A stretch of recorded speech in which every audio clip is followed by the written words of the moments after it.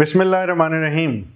Hydronephrosis हो यानी गुर्दे की रुकावट हो, लेकिन उसके साथ पानी की बहस शुरू हो जाती है कि पानी कितना पिया जाए।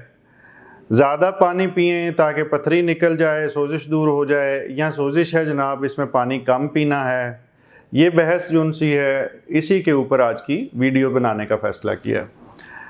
देखिए, अगर हाइड्रोनेफ्रोसिस है और उसकी वजह रास्ते की रुकावट है, तो उस सूरत के अंदर पथरी को कंट्रोल करने के लिए या पथरी की दर्द को कंट्रोल करने के लिए बेहतर ये है कि हम पानी का इस्तेमाल ज़्यादा ना करें। अगर पानी का इस्तेमाल ज़्यादा किया जाएगा तो उसके नतीजे के अंदर दर्द बढ़ जाएगी। इसलिए कोशिश करें कि जब पथरी अगर आप ज़हनी और जिस्मानी सेहत के बारे में इल्म, नए तरीका इलाज और नई से नई तहकीक के बारे में जानना चाहते हैं तो इस चैनल को सब्सक्राइब करें, बेल आइकन को क्लिक कर दीजिए। अगर वीडियो में कुछ अच्छा लगे तो लाइक एंड शेयर करें ताकि ये इल्म दूसरों तक पहुंच सके। रास्ते में रुकावट पैदा कर चुकी हो तो उस वक़्त पानी का इस्तेमाल इतदाल के मुताबिक करें। इससे क्या मुराद है कि प्यास लगे तो पानी पिएं, अगर प्यास ना लगे तो फिर ज़रूरत से ज़्यादा पानी ना पिएं। जैसे कि उमूमी तौर पे बिलीव है कि गुर्दे के कोई भी प्रॉब्लम हो तो उसका इलाज यही है कि आप पानी पीते जाएं, पीते जाएं, पीते जाएं। तो बाज़ लोग इस तरह होता है कि उनकी पथरी फंसती है तो उनको कोई मशवरा देता है कि रास्ते में पथरी है, आप पानी पिएँ तो सब ख़त्म हो जाएगा, बिल्कुल ठीक हो जाएगी।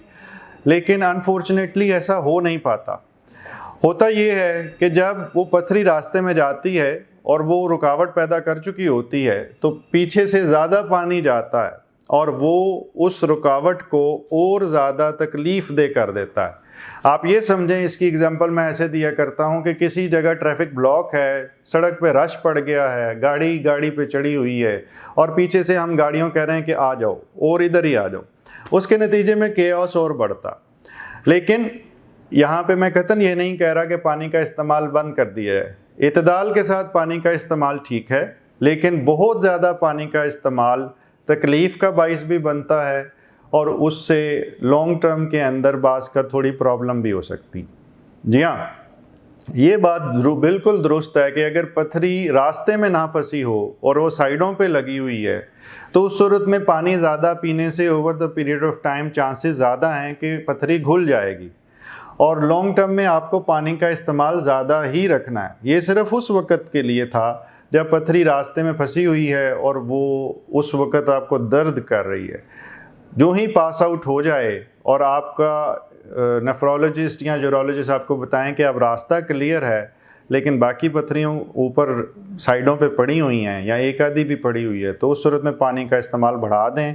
लॉन्ग टर्म में चांस ये है कि आपकी ऊपर वाली पथरियाँ प्रॉपर इलाज और पानी के ज़्यादा इस्तेमाल से घुल सकती हैं।